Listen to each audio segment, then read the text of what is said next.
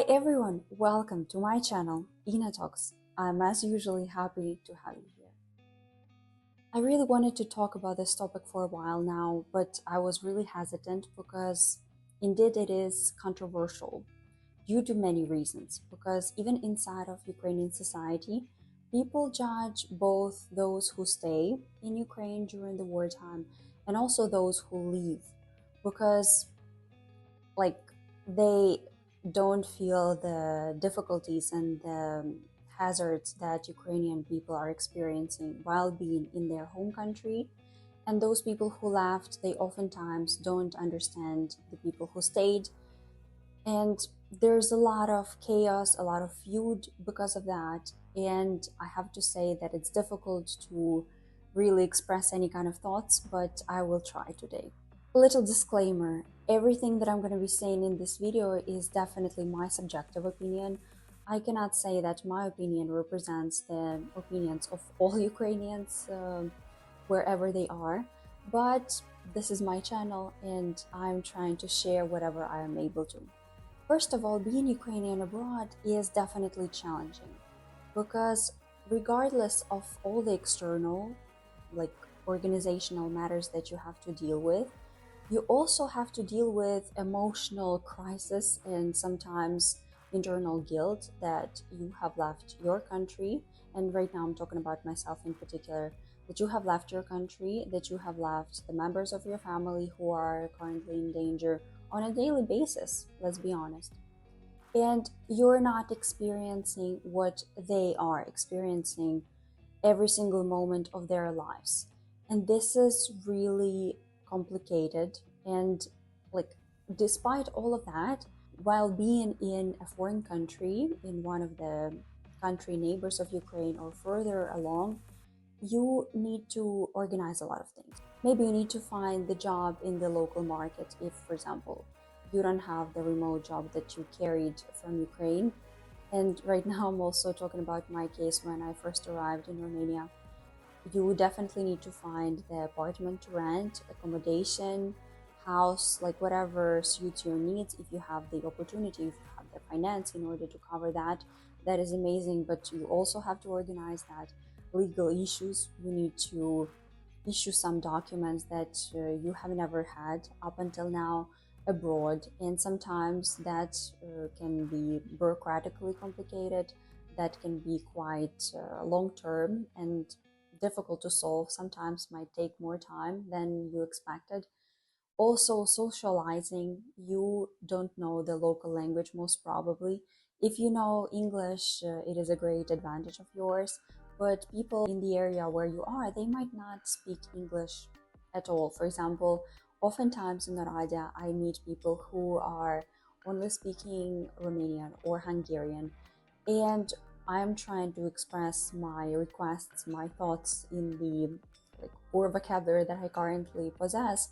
And sometimes I even succeed, but that also sometimes seems like a challenge if you don't have a lot of experience with that particular language.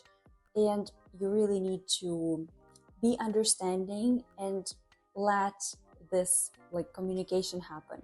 So all in all, you have to deal with quite a lot of complex things, activities, items in order for this puzzle of life to come together and for you to have a similar life of convenience, of course far from the one maybe that you had in Ukraine, but still something similar you're trying to imitate, trying to find a chance to organize things in a way that will be convenient for the people around you and yourself.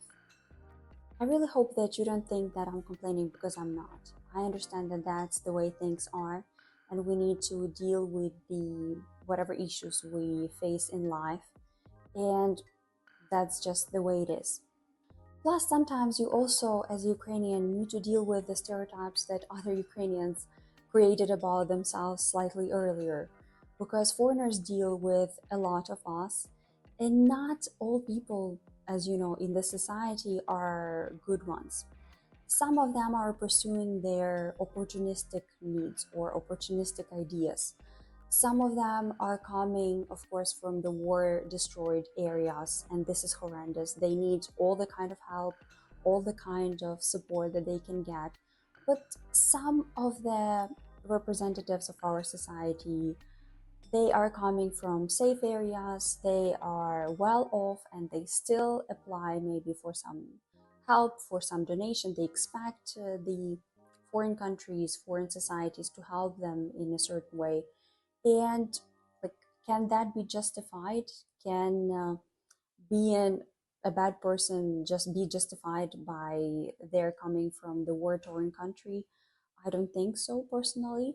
But I also realize that not all the representatives of our society who came to Europe, came to North America, to other countries and continents are the best ones, are best of us, so to say.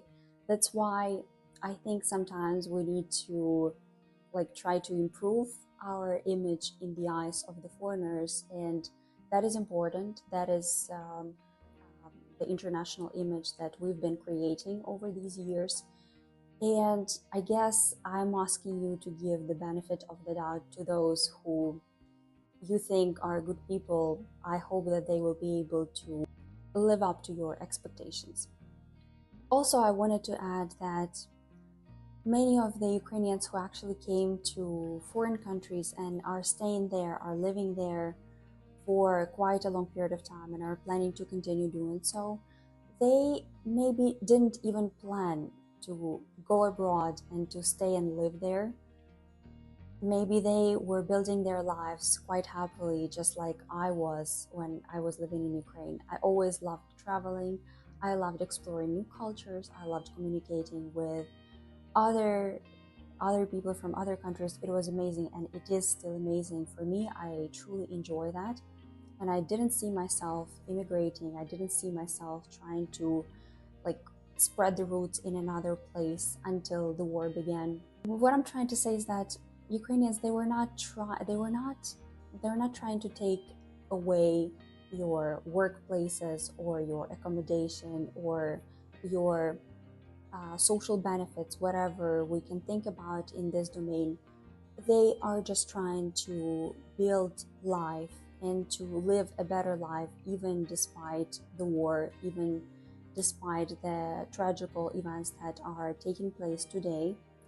And can one blame a person for wanting to live a better life, for wanting to be alive, for wanting to give their children the future in other countries while their country is under the threat? I also don't think so personally, and I think that it's a matter that is difficult to discuss, but also is important to remember and to be considerate. I hope this video was not too ranty to you. I was trying to get my message across, tell you how sometimes it feels to be a Ukrainian abroad and to try to build your life in a good way, in a better way possible. And I think that all of us are facing various kinds of challenges all the time, and it's important to be kind to each other, to listen to each other, and to support each other, definitely. I thank you for watching this video. Thank you for supporting the channel. Subscribe if you haven't subscribed yet. Press a like button and leave a comment on what you think it is being an Ukrainian abroad. Have you interacted with Ukrainians before? And I would definitely appreciate that. And we'll see each other very soon.